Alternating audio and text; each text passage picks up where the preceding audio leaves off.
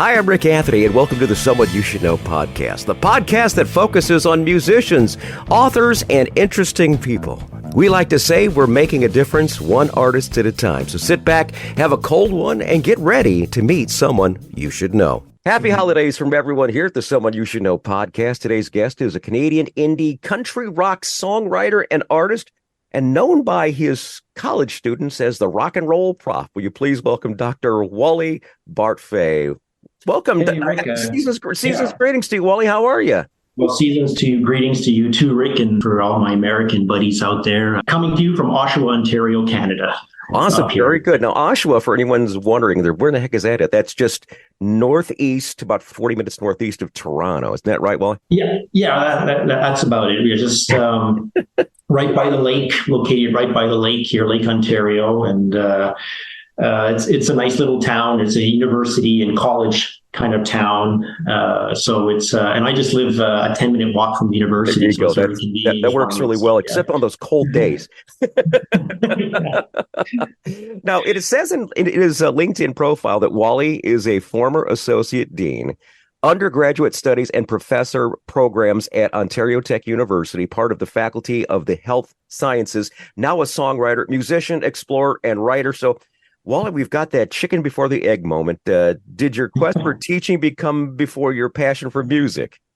No, music came first. It started in my youth. We used to go up to the cottage, for example, listening to country songs. John Denver, Johnny Cash, Take Me Home Country Road used to be on the radio somehow all the time, or Ring of Fire. And listen to people like Gordon Lightfoot, great Canadian songwriter, who passed away last year. The Eagles in Alabama, and the Stones. In my house, my mother was a big Tina Turner fan. We listened to Tina Turner. She passed also last year, unfortunately. And the Stones and Fleetwood Mac, and these are some of my early influences. But just sitting around the campfire, playing guitar and so forth. Those memories have always been with me. I got my first guitar that I used to play air guitar. Yeah, I was very good. I used to break the strings an awful lot. I don't know if I played it too hard or what. I could never keep my air guitar in tune. Well, I only got my first real six string when I was 14, and I got that from saving up, shoveling snow, cutting grass, working in my uncle's garage, pumping gas and changing oil and tires and what have you, at a secondhand store when I was 14, my first real guitar. But I never took guitar lessons, anything. I learned to play on my own, and other instruments like the accordion and keyboard, and played some brass in high school, some brass instruments like trombone. So music has come before, but during my college days, I had a buddy of mine. We used to, in Montreal, originally from Montreal, we used to play in college, bistros and coffee houses and things like that. Unfortunately, my friend Danny Arsenault passed away in 2000, a tragic accident. But we had a lot of fun playing, and we just played for tips and sometimes a free meal, or sometimes just to impress a couple girls. that was our way. But then, life happened, and, going to university and kids and family, and, some parent issues that were ill and what have you. So, music has always been there, kind of in the background, but I really started to really get into the songwriting and rediscovering it just during COVID here in Canada, because COVID, we had the lockdown. Yeah. And I saw my old guitars in the basement, said I'd better dust it off, and then started to write again, and started to send it out to some individuals and make some connections and get it on the radio and so forth. And so it's really been for the past 11 months amazing journey for me, because like I said, music was always more of a hobby. And I have now 5 songs in the past 11 months, and made various music chart lists and so forth. And I'm very blessed and very humbled that people are actually listening to my music and enjoying it, enjoying the lyrics and so forth, and making those connections with people. It's been really a beautiful journey. Yeah. You know, what's really funny is you see so much on the country chart nowadays. You've got these what they call these tight jean butt guys. They're always like that. Wally does not look like a country singer, but it's great. No, I look like you're doing it. Yeah, I don't have my Stetson on now. Oh, there you go. Okay, it kind of covers my balding head here. Yeah, but. Yeah, and these charts too. We look at the indie charts, for example. You're competing against all types of different genres. Yeah. Everything from hip hop and rap and K-pop. I'm not a 16-year-old K-popper doing backflips on stage or something. Yeah. I just write songs from the heart, and people make that connection. It's about the music and not so much if I can do a backflip or something on stage. No. Well, your bio says that you would often begin your lectures by playing songs from your guitar and break the ice to create just a nice certain vibe in the classroom. Absolutely. What subjects did you teach? Well, over the years, I've taught so many subjects, everything from pathophysiology. Most recently, because I've written 6 textbooks on public health and epidemiology. So currently, I'm teaching both at the grad and undergraduate level. Public health and epidemiology, as well. So those are my kind of, my core subjects. But over the years, I've taught research methods and a whole bunch of other courses. But my real area of expertise is public health and epidemiology. So those, I have written textbooks for them as well. But you mentioned how do I use it to break the ice? And, often in first year, you have these large classes often, and nobody knows. You walk into a class, there's 150 or 200 students. Everybody feels intimidated. The professor comes in, they're expecting to see a professor, wearing a jacket with patches on the sleeves. And there's all this guy comes in wearing jeans, and boots and a Stetson hat and carrying a guitar case. What is all this about? And I said, okay, we're going to tell a little story. And I tell a little story. For example, we're going to have a lecture on neurology or something. And dementia, we're going to talk about dementia. So I get a little background, my dad suffered from dementia and how we used music to connect with him, to bring back some memories and so forth. So I might talk about that, and it breaks the ice right away. Music always breaks the ice, and people listen to different genres, but there's always a country song that somebody has listened to or can relate to. I was in the mall the other day, and they were playing over the mall speakers "Take Me Home, Country Road," as I mentioned before, John Denver's classic. And I saw so many people, just singing it, lipping, have their lips going and singing it. And it's an old song. It's been around for, 5 decades, and people still know it and still remember it, still sing it. And I'm not only talking about older folks, I'm talking about young people, making that connection, because if there's a great song, it goes intergenerational. And people can connect with it. There's so many beautiful songs out there. So that's what music does. It's a form of connection, and you don't have to speak the language necessarily for the lyrics to sing it. It's beautiful. I could see the students in your classroom going, as when you see you walk up there with your Stetson and your boots and your guitar and everything. I think they're going, "Is this music appreciation? I thought this was supposed to be epidemiology."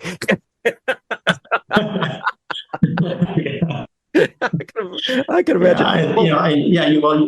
It breaks the ice. And then, breaks the ice, obviously. You got to I'll put on a suit and tie. I'll put on a suit and tie as well. But I like to do that coming into my jeans and my Stetson. That's really smart. It just breaks it, and it just breaks down the barriers, because a lot of times students are reluctant to ask questions or clarifications. And I'll have a little anecdote later on about that. But when they see, I'm just an ordinary guy, let's connect. We're here to learn, and let's make that connection. And music is the way that I connect. It always works. It always works for me. Yeah. Very good. Speaking of music, let's go ahead and feature some music right here. First song we're going to feature from the N Prof is one that really did well in the charts this past couple months. Three Come Together, the backstory on Three Come Together, Wally. Yeah, Three Come Together is currently number 3 this week, actually on the Euro Indie Network music chart list, and number 5 on the World Indie. Oh my goodness! Chart list. Way to go! Yeah. And Three Come Together is a story. It goes back to my college days.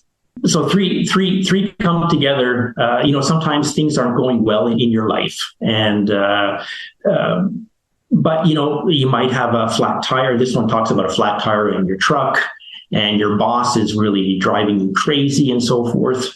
But everything seems to fall into place when 3 things come together, and that's whiskey, cold beer, and a pretty girl. When the 3 come together, life gets better. I mean, what else can I say about that? I used to work at a station where we had a song by a band called PKM, and they had a song called "It Don't Take Much." All it takes is a warm bed, a hot woman, and a cold beer. So so I think you're basically kind of reminiscing on that particular thing too. We're going to feature that song right now. Dr. Wally Bartfay, the rock and roll prof, on the Someone You Should Know podcast.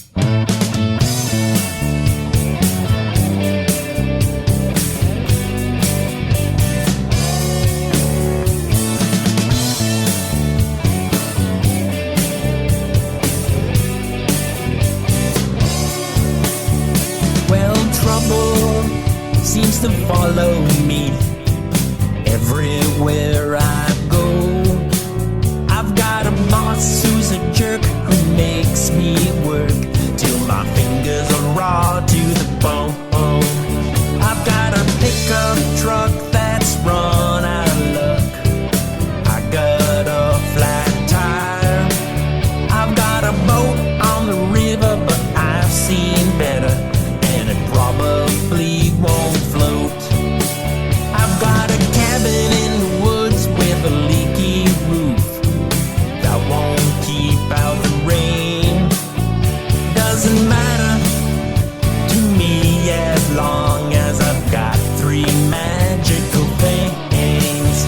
I've got a whiskey, cold beer, and a pretty woman on my mind. And when the 3 come together, life gets better all the time. Oh yeah. La la la la la la la la la la la la la. La la la la la la la la la la la.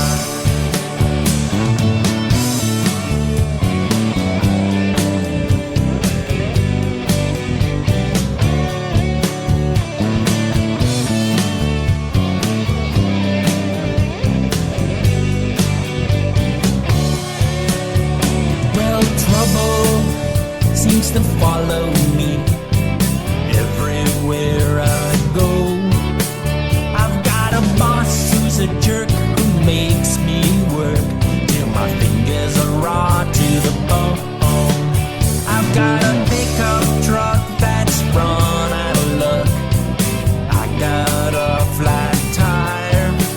I got a boat on the river, but I've seen better, and it probably won't float.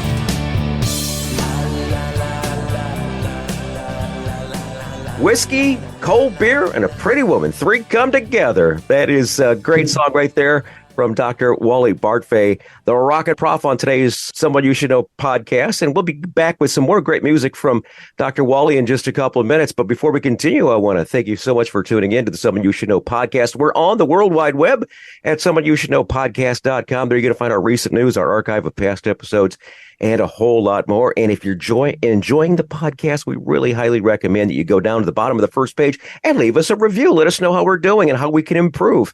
Now, according to Buzzsprout, the service that shares us to all the different streaming platforms, we are so blessed to reach 84 countries around the world in 1,800 cities. A couple of the new cities we'd like to add and say thank you is Plant City, Florida, Belleville, Illinois, Scarborough, Ontario, Canada, and Kowloon City in Hong Kong.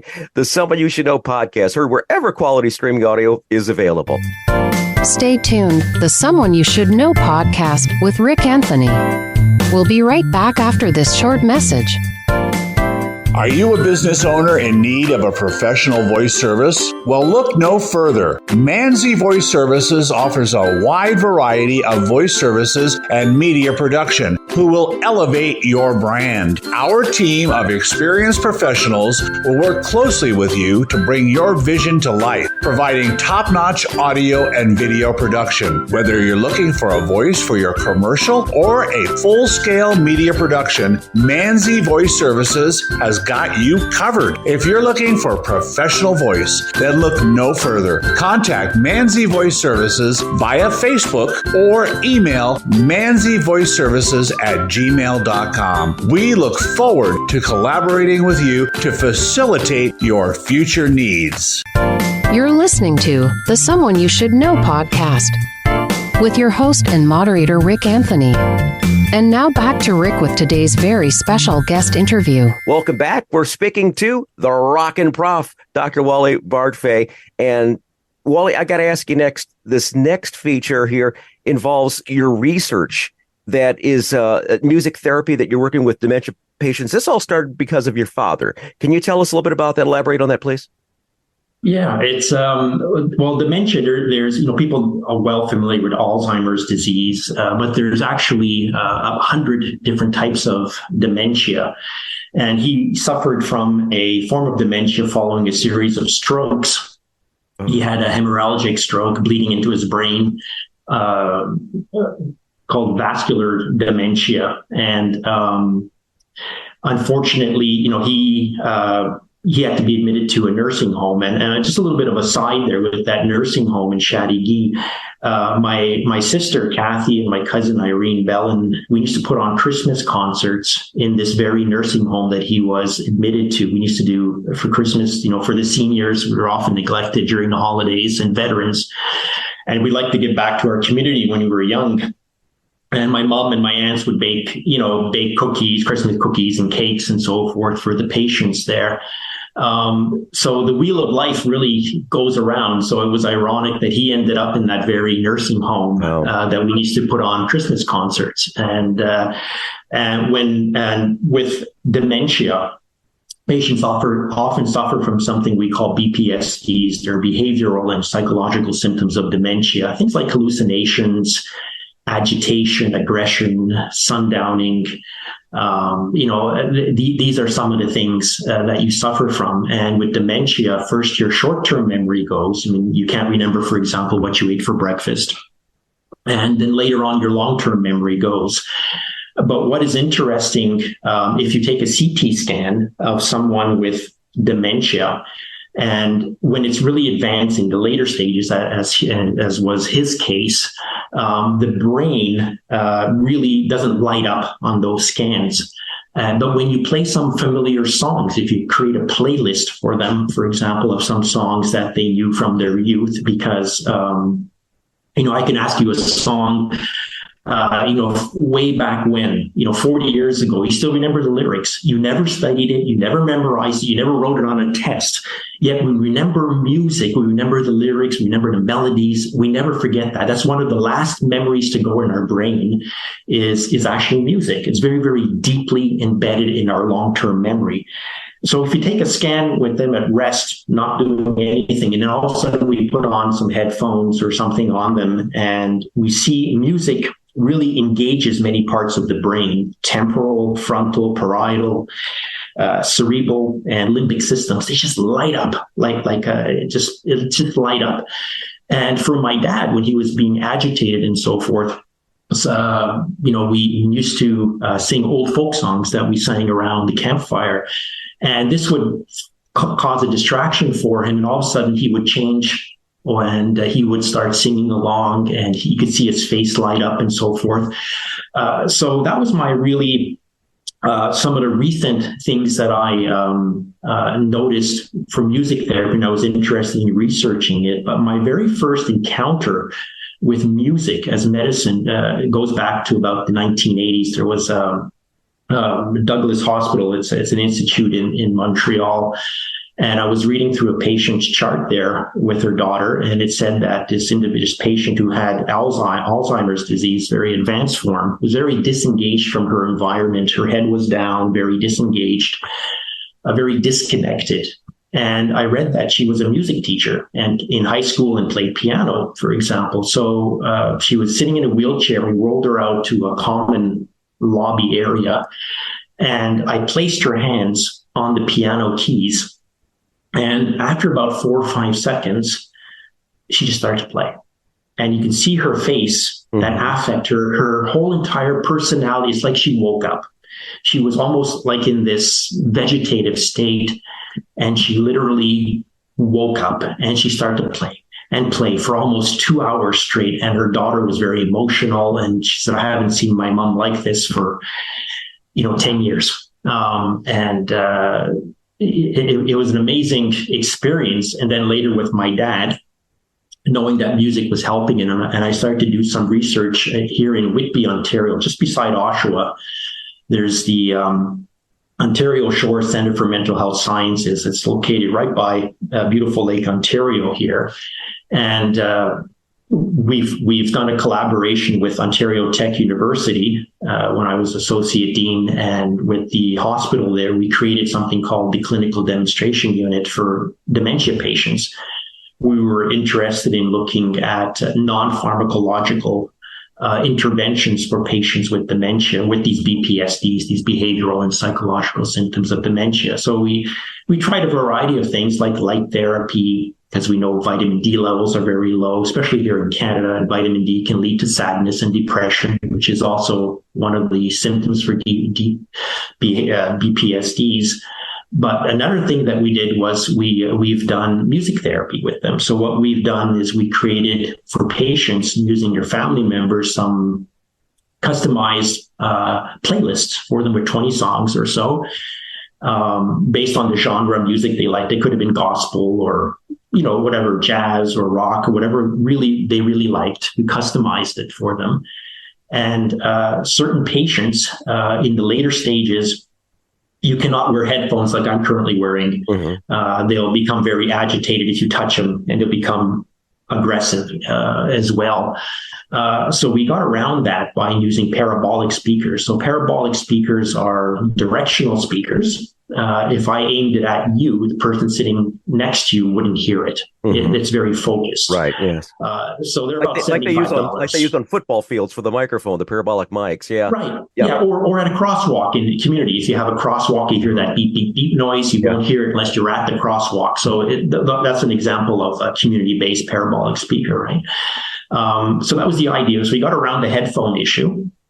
And we took some baseline measures for these patients, how often they had to have nurses and other staff intervene when they're having a BPSD, becoming hallucinating or becoming very emotional, how often you have to administer something called PRN medications to calm them down. So we wanted to do non-pharmacological intervention. So we did a baseline, and then several times a week, we would have this music therapy sessions for about 30 minutes, 3 times a week.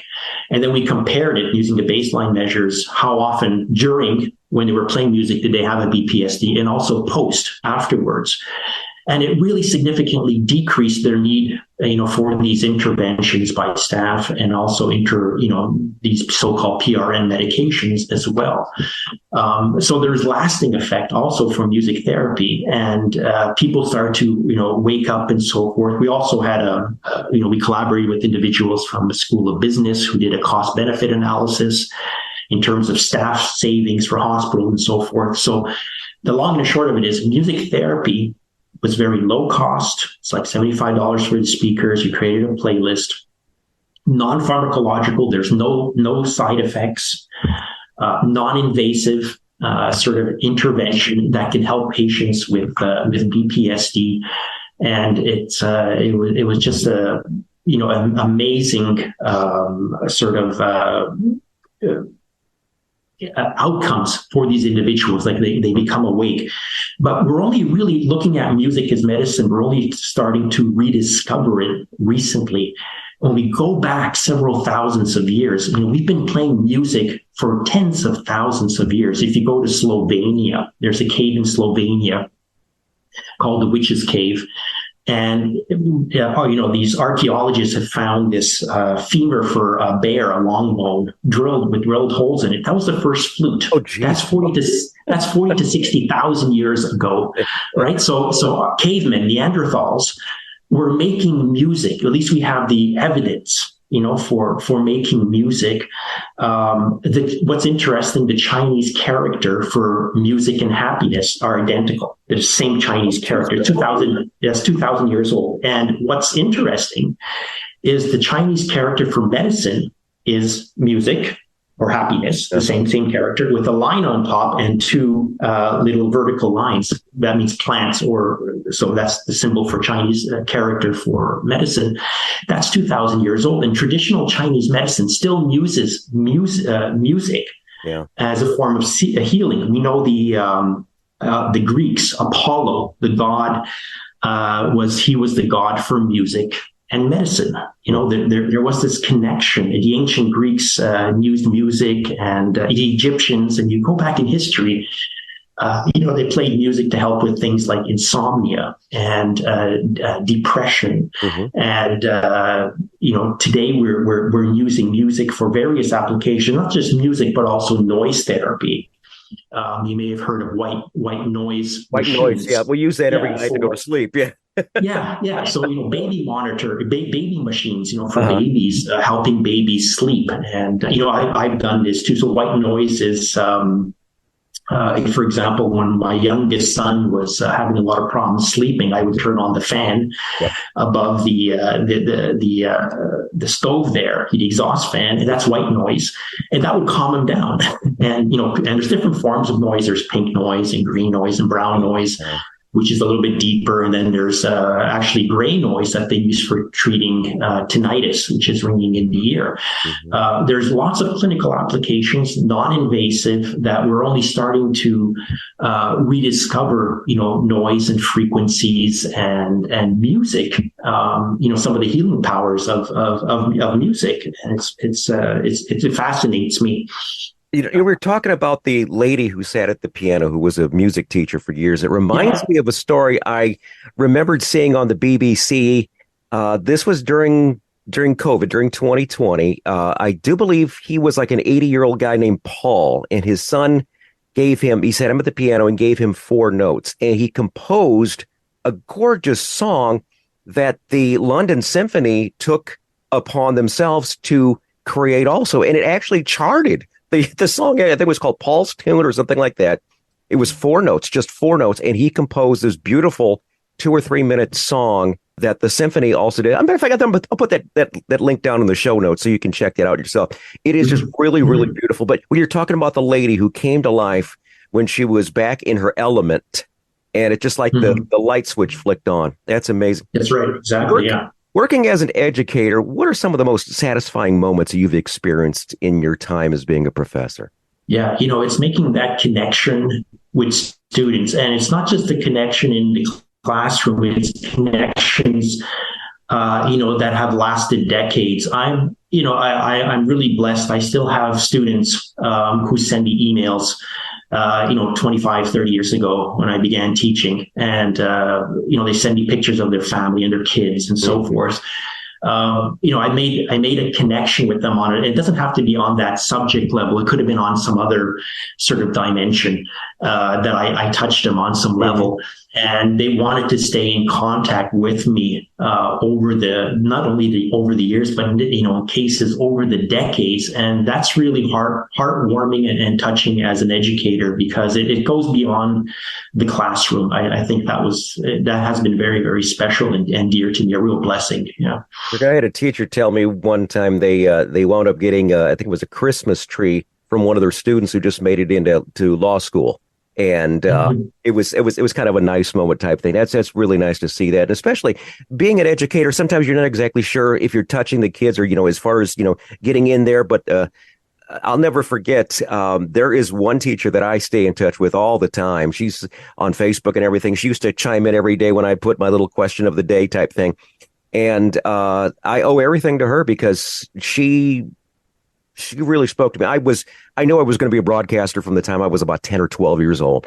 And she was the one that basically just, okay, that's what you can do. Go ahead. Do what you want in this classroom here, because this is going to be your opportunity to go ahead and excel. And she just allowed me to do what was best for me. And it led me along the path really well. You got another beautiful song here, Wally. This one is called You're My Beautiful. I want to know the backstory on this beautiful song. Yeah, this is a love song I wrote for my wife, Emma. And it kind of looks at 3 milestones in her life. And the first one is she actually retired. She's a professor the retired professor of epidemiology. She retired last August. So that's one of the milestones. Second one is for her birthday, which is actually coming up this weekend during your Thanksgiving long weekend. So I wanted to write something special for her birthday, a special gift that you couldn't buy in a store. So I wanted to really write a love song for her birthday. And the third one is the fact that she's a breast cancer survivor now for 10 years. That has been, cancer is one of those horrible diseases. That is very life-threatening, going through all the surgeries and treatments and so forth. It not only affects the patient, it affects, the whole family. And in her case, she was very brave. She told students about her case and that she was going under surgery and so forth. And I think that was very brave of her. But this year now, coming up, it marks the 10th anniversary as a survivor. Yeah.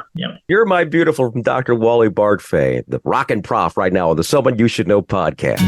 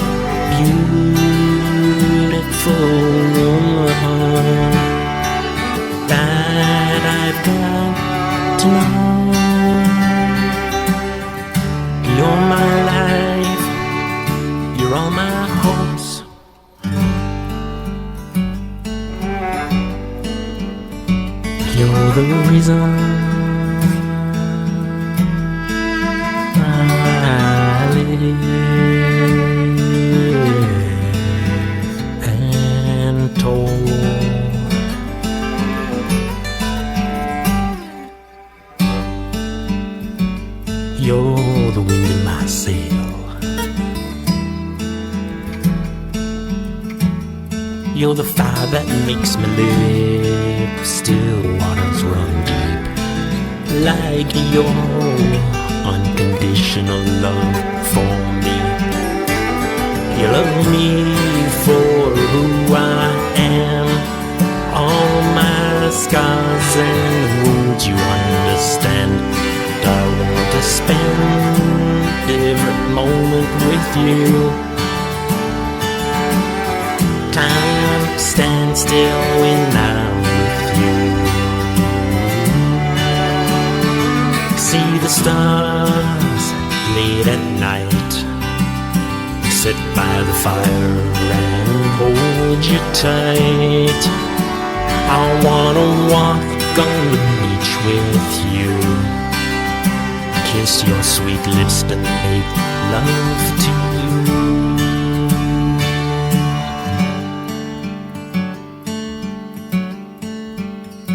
Beautiful.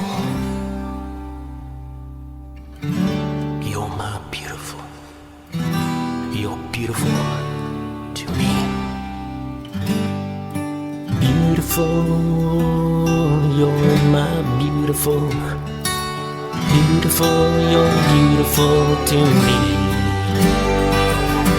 Beautiful, you're my beautiful. Oh, beautiful to me. Beautiful, you're my beautiful. Beautiful, you're beautiful to me.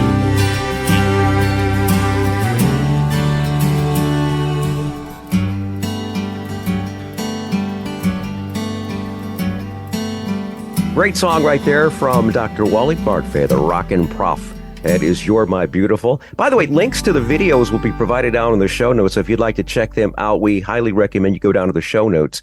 And we've got all the things we talked about on the show down in the show notes. You could find that. Now, Wally, the next feature is kind of an interesting one. We love to include it, especially when we have musicians on. It is called Tales from the Road. These are those infamous road stories of things that didn't go planned, like when you go to a gig and you plug in and the fuse blows or you wind up at the wrong gig. We're going to do something a little different from you. We're going to give you the option. You could do Tales from the Road or Tales from the Classroom. Let's do Tales from the Classroom. All right, Tales from the Classroom. All right. So something a little bit different here. So I recall I was teaching at another university here down in Windsor, actually, and I've taught at several universities, and I've been at this one for almost 20 years now, Ontario Tech University. But at the time, I was teaching University of Windsor, and I was doing a lecture on TBIs, which is traumatic brain injuries and spinal cord injuries. And I was talking about something called halo traction. It's basically a ring around the forehead with screws in it, and you put a 10-pound weight, and the patient is basically horizontal in bed. And usually, when you have a large class, probably 150 students or so, they'll ask questions and clarifications. And that's what you expect as a professor, expect to ask questions if you don't know or clarifications. But I never expected them to prove what I was saying. You don't get that. You just say, well, I'm the expert. I'm up here. I'm the guy with the knowledge. I'm telling you this is the way it is, but they never actually challenge you to prove it. Mm-hmm. And this involves, and what they wanted me to prove. And I said, well, just picture this. And I'll ask you, Rick, if you're lying flat in bed, just picture yourself wearing halo, 10 pounds, pulling on your neck with a 10-pound weight. Can you eat? Can you drink? Oh, you can't. No. You can't even use the facilities too, So you're just there. You're horizontal. You're lying there. Yeah. And I said, well, actually, the opposite is true. You can eat and you can swallow based on your physiology. Okay. And I couldn't think of the example at the time. And they said, well, you know what? I had a bottle of water with me, and I said, okay, we're going to take a break. And the person who asked me that question, the student who asked me that question, and then some other ones said, yeah, this makes sense. And the whole class started to, can you prove it? Can you prove it? Can you prove it? It turned into almost like a chant, prove it, prove it, prove it. And I said, you know what, guys, I'm going to prove it. Let's take a 5-minute break. And, John here, who brought up the question, John, run to the cafeteria, get me a straw, and I'm going to prove it to you. And I said, if you can't swallow lying flat, how can you swallow standing on your hands? And the whole class went like this. So what I did actually is I did a handstand against the whiteboard, the whiteboard in classroom.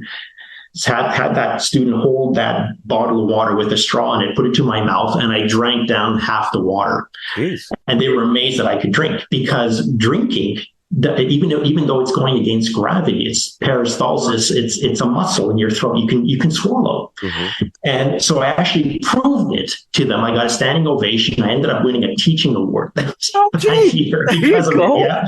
I got 3 teaching awards, by the way, but that was one of them. I got a couple at Queen's University too, but that was a teaching award I got for male teacher of the year. And everybody was talking about it on the campus, and his crazy professors doing handstands and drinking water on his head. Everybody was talking about it. It was a big buzz. Well, if you were playing your guitar at the same time, then you would have really got I should have done. I didn't have it at that time. I'm wearing a Stetson, put it on top of that. Yeah. But that was, that's how I proved. But, a simpler example now that I look at it could have been just astronauts, because astronauts go up into outer space. There's no gravity. And how do they swallow? It's a muscle, it's swallowing. Mm-hmm. But this is something that you don't expect. You give the information and you say, well, this is based on, evidence-based research and so forth. They take it at face value, students. You rarely see them saying, okay, prove what you're saying, and have the whole class kind of chanting a mantra. Yeah, prove it. So I proved it. So that was something unexpected, but it was a lot of fun, and I will never forget that, and I'm sure they will never forget it as well. Yeah. There you go. Very good. Well, how about links to I know you're on LinkedIn. I know you're on YouTube. What are some of your social links that we should know about if we want to follow you and find a little bit more about your music? Yeah, well, I'm on everything. You name it. Okay. I'm on it. TikTok, Twitter, Instagram, Facebook, X now, and all the different names that they Meta, whatever they're coming up with. I'm on absolutely all the social media links there, everything. So if you punch in Wally Bartfay, there's only one Wally Bartfay, incidentally, in the whole world. It's me. So you'll see some lectures coming up, university lectures and so forth. You'll see some virtual graduation ceremonies. I'll mention too, when I was associate dean, during commencement, during graduation, we couldn't get together during COVID. So I would give a little address to the students as associate dean, congratulations. And then I would play a little song as well, play a little rock out at the end a little bit as there too. So that's how they remember. Very good. By the way, we'll include all videos like that. Yeah, and then I have some YouTube channels and Vivo. I'm on Vivo. I mean, you name it, I'm there. Yeah. This guy is wired in. I'll keep as many of those down in the show notes there for you to check out, and especially the music that you've heard today. And we've got one more song to wrap. I'll send you a list. Rick. Thank you. I appreciate it. Yeah. Well, very good. Well, with New Year's right around the corner here, we're going to go ahead and feature a great song. Tomorrow is going to be Friday, so let's go ahead and talk about this song. It's Friday night. What's the backstory on it? It's Friday night. It's a great honky-tonk song. Oh, yeah. Well, it's a great honky-tonk song. It's, you work all week. This one reached number 2, actually, incidentally, on the world indie charts past a little while ago. It was number 2, and it hit number 5, I think, on the Euro Indie as well. But it hit number 2 on the world indie, so I'm quite proud of that.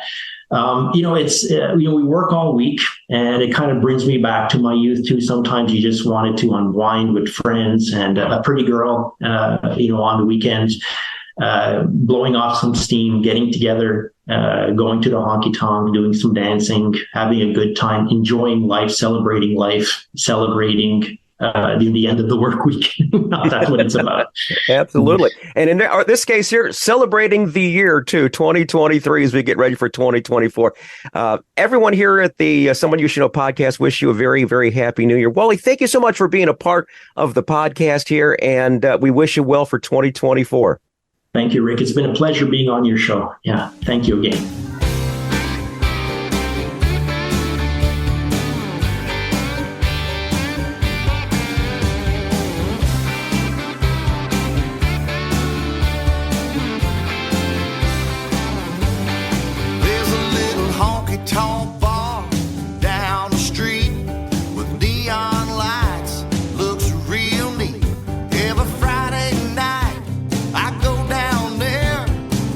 With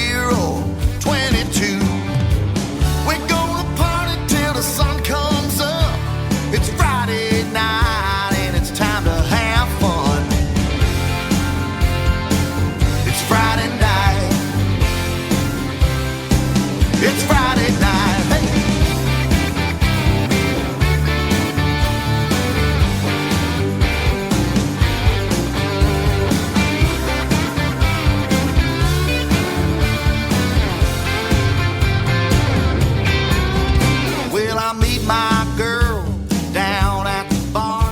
She put on a little red dress that I bought. She looks real fine, everyone knows, makes all the men in the bar wanna take her home. She's pure country and she dances so fine in that honky-tonk bar on a Friday night. It's Friday night. It's Friday night. It's Friday night. It's Friday night. It's Friday night in a honky-tonk bar. We're gonna drink till the sun comes up. I'm gonna dance with my girl all night and kiss her sweet lips because they taste so fine. It's Friday night in a honky-tonk bar. Let's party till the sun comes up. It's Friday night. It's Friday night. It's Friday night. It's Friday night.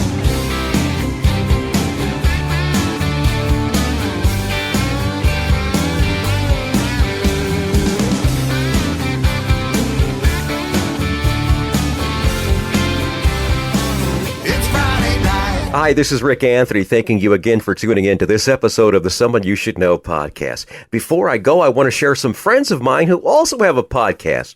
Give them a listen, and I invite you to check us out next time right here on the Someone You Should Know podcast. All right, here's my friends right now from the Rock and Roll Chicago podcast.